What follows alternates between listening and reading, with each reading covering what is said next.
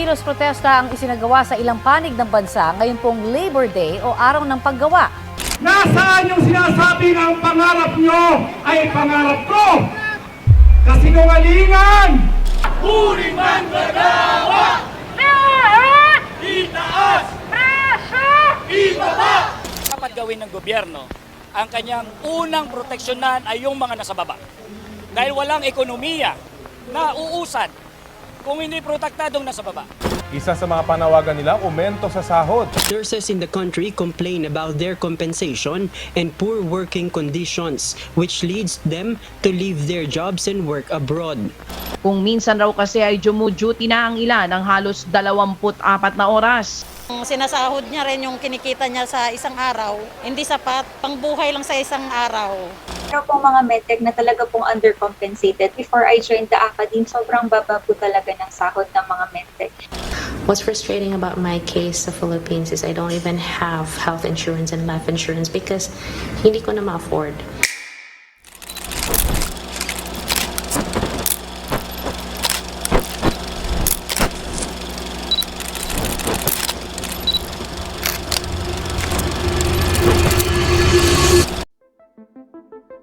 Isinagawa ang panayam na ito upang masuri at malaman ang kalagayan ng mga manggagawa, partikular na sa loob ng Cavite State University.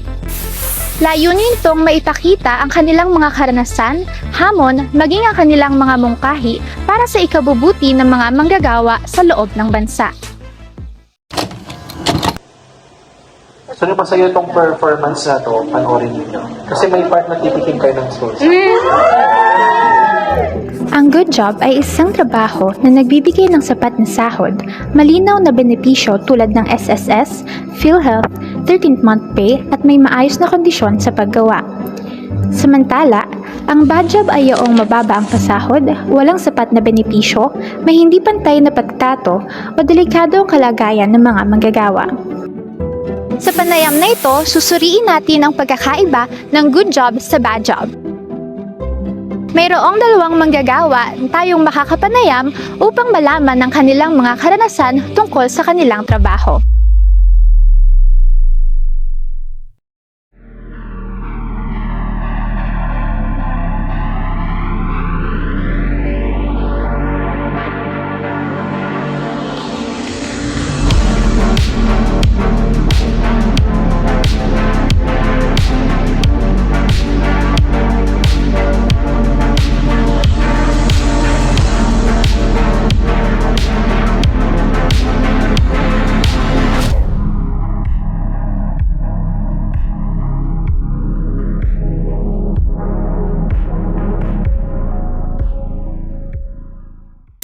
So, kasama po natin ngayon si Kuya Joel.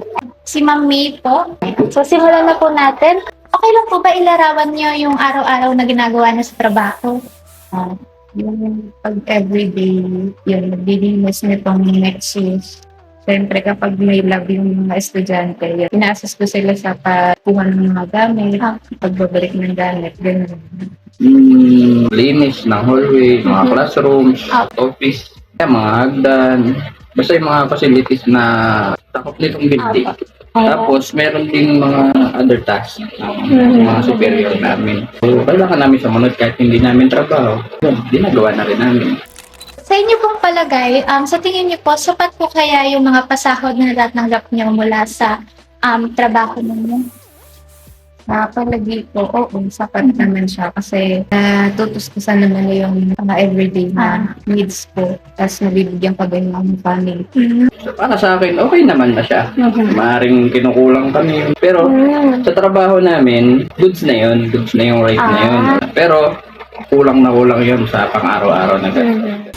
Meron po kaya kayong mga benepisyo na natatanggap mula sa kumpanya? Mula dito, since contract of service, walang benefits, meron lang yung mga permanent. Kaming mga JO, wala talaga kami mga benefits. JO po. Mga JO, wala talaga.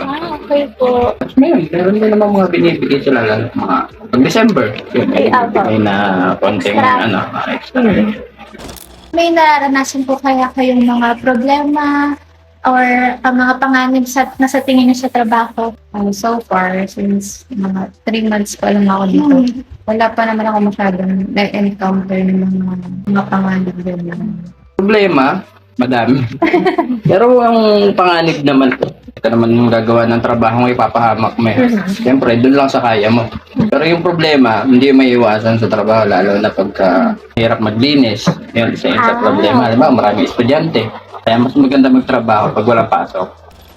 So, alam niyo po ba yung mga karapatan niyo bilang manggagawa? Oo, meron naman akong kaalam na. Kasi ako, hindi ko na inaalam yun eh. Basta may trabaho. Basta magtatrabaho ako sa may sweldo. Pero, mas maganda nga siguro kung malalaman. Aware po. So, may karanasan na po kaya kayo na lumapit kunwari sa mga union, sa mga samahan? Kung meron po, pwede niyo po kayang i-share sa amin. First time job ko to eh. Kaya wala pa po ngayon. Wala pa. Sa inyo pong obserbasyon, paano po kaya kayo tinatrato ng kumpanya bilang isang manggagawa dito sa Kamsu? Sa palagay ko, fair naman yung trato ng itong CBS sa akin. Ano naman, okay naman dito eh. Okay naman yung pagtrato sa amin dito. Siyempre, sila yung mataas, sila yung nagre-recommend sa amin. Kung anong ipapagawa nila, na kaya naman namin gawin, sige, go po. Hindi naman may iwasan yung mapagalitan kasi minsan nagkakamali ka, tatanggapin mo na lang yun. Kasi nga, silang may hawak sa'yo, sila yung nagre-recommend sa'yo, kailangan mo tanggapin kung ano yung masasabi sa'yo. Sa tingin niyo po, ano po yung pinakamalaking hamon na kinakaharap niyo ngayon bilang isang manggagawa? Siguro yung pag-maintain nitong next week. Pag-maintain yung trabaho ko, yung dapat kong gawin ay nagagawa ko na. Yung araw-araw na pangangailangan, kasi hindi naman nga sumasapat yung sweldo. Madalas, makapangutang, tapos pagsahod, Pambabayad. Pambabayad. Siyempre, yung sahod mo, wala na ulit. Ikot-ikot lang. Yun lang yung yun yung pinaka mabigat na hinaharap ko bilang isang empleyado. Ano po yung mga pangarap niyo para sa inyong pamilya at sa sarili niyo? Marami. Siyempre, yung una sa lahat, yung matulungan ko sila sa pang-araw-araw na pangangailangan na isa na yung nagkakaroon ka ng benefits. Kapag nagkaroon ka pag naging permanent ka na dito sa CBS. Napakahalaga rin po ng benefits. Ako, siyempre, bilang tatay, bilang asawa, gusto ko mabigyan ko sila ng komportableng pamumuhay, komportableng tirahan. Siyempre, gusto ko magkaroon ng sariling bahay. Ang lahat ng pangangailangan nila, gusto ko mapagtapos ng pag-aaral yung mga anak ko. Kayo, may pangarap kayo para sa sarili niyo? Siguro sa akin, wala na. Sa mga anak ko na lang, oo, kasi yun na lang. Kahit sa mga anak ko na lang, yun na lang din. Wala na ako sa sarili ko. Mapagtapos ko ba sila, okay na yun. Makahanap sila ng magandang trabaho. Parang natupad ko na rin yung pangarap ko sa sarili ko. Kung mabibigyan po kayo ng pagkakataon, ano po kaya yung mga gusto nyong baguhin sa kalagayan ninyo ngayon bilang manggagawa? Or satisfied na po kayo sa trabaho? Sa ngayon, wala pa. Kasi in-explore ko pa yung trabaho eh. Parang gusto ko pang, marami pang malaman, marami pang ng experience. Yes, Ako bilang utility, gusto ko mag-upgrade din ng siyempre. Ayoko naman ng habang buhay utility lang. Masarap ba yung minsan-minsan eh. Ikaw naman mag-utos. Tatawagin kang sir, di ba? Tatawagin ka sir. Ay sir, paano gagawin ko dito? Siyempre. Gusto ko rin namang maiba. Or tumaas ng konti yung position. Mas mataas position, mas maganda yung sweldo. Sa inyo pong pananaw, ano po yung mga dapat gawin ng kumpanya or ng pamahalaan para mapabuti yung kalagayan ng mga ninyong kagaya ninyo po? Sa akin, syempre, ayan, kahit na, di ba, contract of service, kailangan din na bigyan ng chance para maging permanent doon sa trabaho. Lalo na kapag willing at gusto mo yung trabaho. Para sa akin, bigyan nila ng benepisyo din, yung mga job order, no? Tulad na.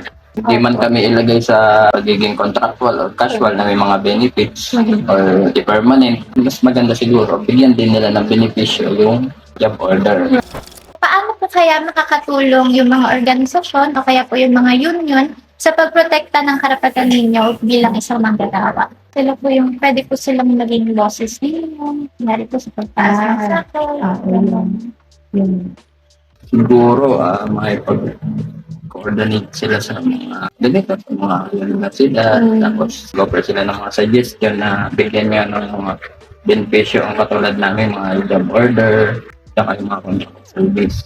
Kasi sayang din kasi tagal ng tinatrabaho namin tapos wala naman kami nabibenefit. Pagkatapos ng ilang taon, parang wala lang. Diba? Halimbawa, matutulungan kami ng mga iba't ibang ahensya. Magbaba sila ng mga mandato na makakatulong sa mga katulad namin. Mga health card, kasi hindi nyo maiwasan niya magkasakit. Libreng konsulta, libreng check-up, tapos discount sa hospital. Ganyan kasi hindi naman laging malusog eh. Totoo. At least man lang silipin nila kung ano talagang kalagayan ng mga manggagawa, di ba? Ang mga impormasyon at salaysay mula sa panayam ay magsisilbing mahalagang batayan upang maunawaan ang tunay na kalagayan ng mga manggagawa. Ito rin ay magsisilbing daan upang mabigyan ng pansin ang mga aspeto ng paggawa na nangangailangan ng reforma at suporta. Good job man o bad job, ang bawat trabaho ay mahalaga. Dahil ang pagpili ng marangal at makataong hanap buhay ang tunay na esensya ng buhay. Hindi sapat ang kumita lamang. Mahalaga ang dignidad, kasiyahan at respeto sa sarili sa bawat trabahong ating pinaghihirapan.